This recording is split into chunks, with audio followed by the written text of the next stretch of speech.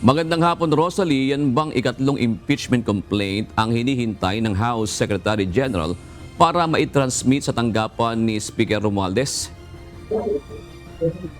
Magandang hapon, June. Inihayag ni House Secretary General Reginald Velasco na mayroong ikatlong impeachment complaint laban kay Vice President Sara Duterte na nakatakdang ihain dito sa Kamara sa susunod na linggo.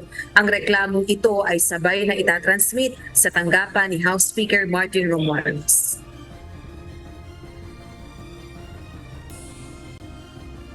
Inihayag ng House Secretary General na may mga kongresistang kumausap sa kanya upang sabihin kinukonsidera rin ng mga itong maghain o mag-endorso ng impeachment complaint laban kay VP Duterte. Tumanggi na itong idetalye kung sino ang mga kongresistang ito at kung kabilang ba sila sa majority bloc. Dagdag pa nito, kasalukuyan na rin pinag-aaralan ng kanilang legal team ang dalawang impeachment complaints na unang inihain sa Kamara. So our target is, as soon as next week, we will try to transmit to the office of the speaker. Kasi ayaw nating mahirapan yung office nila na i-evaluate na naman kung tama, di ba? So bago natin i-transmit sa office of the speaker, kailangan kumpleto na yung mga papeles Oras na maihain ang ikatlong impeachment complaint, isasabay na nila itong i-transmit sa tanggapan ni Speaker Romualdez. Kami lang ang nag-decide, ako lang nag-decide na in fairness naman, let's respect yung mga congressman na iba who have other about impeachment complaint. So, ayun, maghintay lang tayo next week kung itutuloy. Sa December 18, 2024, ang huling araw ng sesyon sa plenaryo ng Kamara bago mag-break para sa December holiday season. Samantala, nagsimula ng kumilos ang Makabayan Bloc upang maabot ang kinakailangang 1/3 na pirma ng House members para sa resolution of impeachment laban kay VP Duterte. Araw ng Miyerkules, December 3, nang i-endorso ng Makabayan Bloc lawmakers ang ikalawang impeachment complaint na ang ground ay betrayal of public trust o pagtataksil sa taong bayan.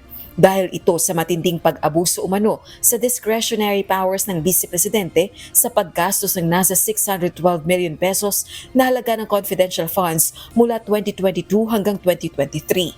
Kung ihahain ang isang impeachment complaint ng hindi bababa sa 1/3 ng lahat ng miyembro ng House of Representatives, maaari na itong i-endorso ng diretsyo ng House Plenary sa Senado batay sa saligang batas at sa House Rules kaugnay ng impeachment.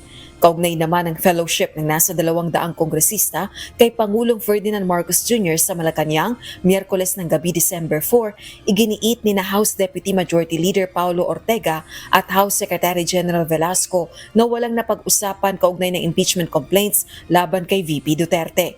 Ipresenta sa Pangulo ang isang manifesto ng suporta ng Kamara sa gitna ng banta ng destabilisasyon laban sa pamahalaan.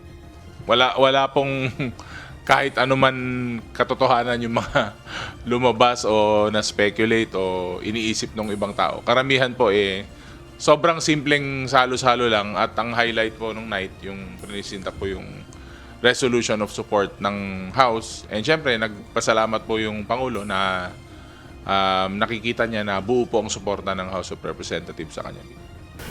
Yung impeachment, sir, hindi na pag-usapan? Wala. Walang napag-usapan tungkol doon.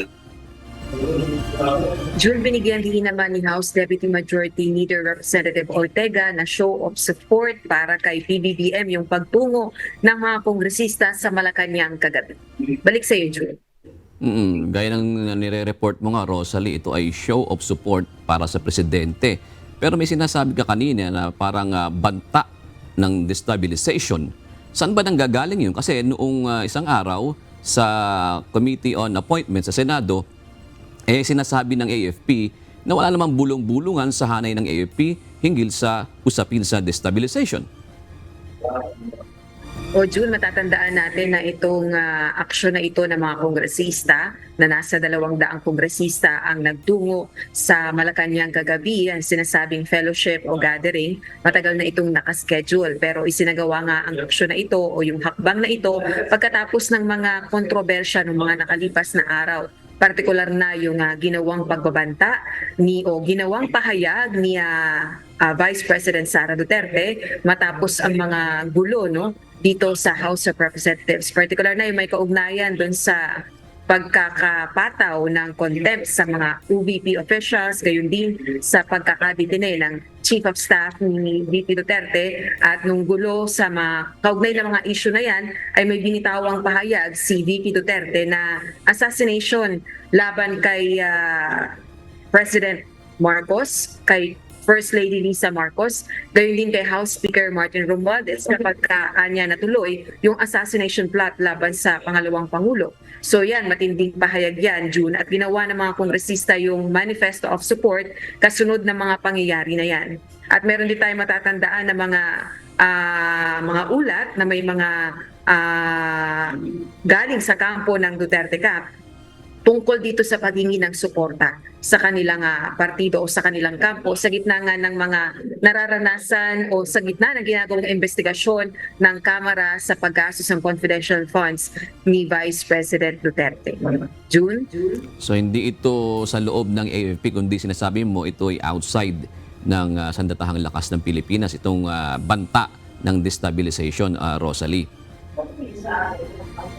O June, partikular na nga yung sinasabi na pagtatangka laban sa buhay ng ni Pangulong Marcos Jr. at ng First Lady, maging ng Speaker of the House of Representatives. Maraming salamat, Rosalie Cos.